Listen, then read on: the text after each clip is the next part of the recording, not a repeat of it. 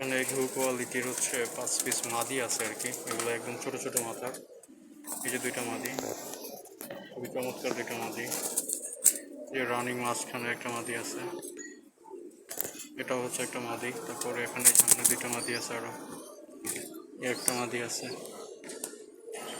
যতটুকু চেক করছে যেগুলো মাদি, তারপর আপনারা নিজের একটু চেক করে নেবেন নিজের মতো করে, যার যেটা লাগে দেওয়া যাবে আর কি।